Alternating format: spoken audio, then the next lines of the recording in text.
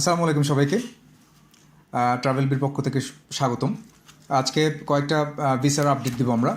আমরা গত 4 দিন আগে মালয়েশিয়ার ভিসা অ্যাপ্লাই করেছিলাম 3টা, এবং এর বেশ কয়েকদিন আগে থাইল্যান্ডের কিছু ভিসা অ্যাপ্লাই করেছিলাম।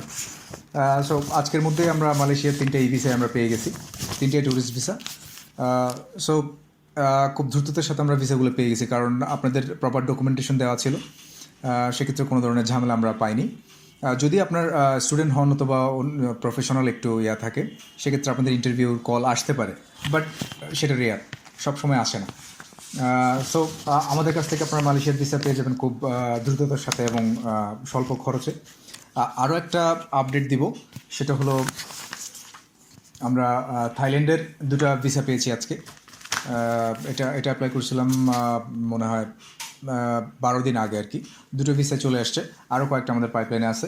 সো যারা আমাদের কাছ থেকে এই ভিসাগুলো নিয়েছেন, তারা সবাই কিন্তু আমাদের সাথে ট্যুরে যাচ্ছেন থাইল্যান্ড এবং মালয়েশিয়াতে। সো এই ট্যুরটা নভেম্বরে হবে আমাদের। সো আপনারা যারা এখনও প্রিপারেশন নিচ্ছেন অথবা মনে স্থির করছেন যে ওদিকে ঘুরতে যাবেন, থাইল্যান্ড কিংবা মালয়েশিয়া, সেক্ষেত্রে ভিসাটা আপনারা কমপ্লিট করতে পারেন, কারণ থাইল্যান্ডে একটু সময় লাগতেছে এখন।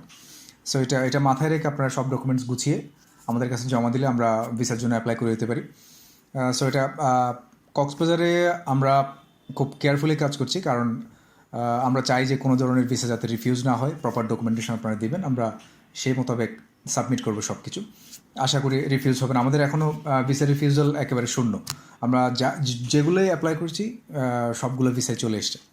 সো নির্দ্বিধায় আমাদের ট্রাস্ট করতে পারেন। এবং আমাদের কাছে আরও অন্যান্য দেশের ট্যুরিস্ট ভিসা, যেমন ভিয়েতনাম অথবা কম্বোডিয়া অথবা ইন্দোনেশিয়া অথবা চায়না কিংবা জাপান, সবগুলোর প্রসেসিং আমরা করে থাকি এবং কন্ট্যাক্ট পয়েন্ট আমরাই হব।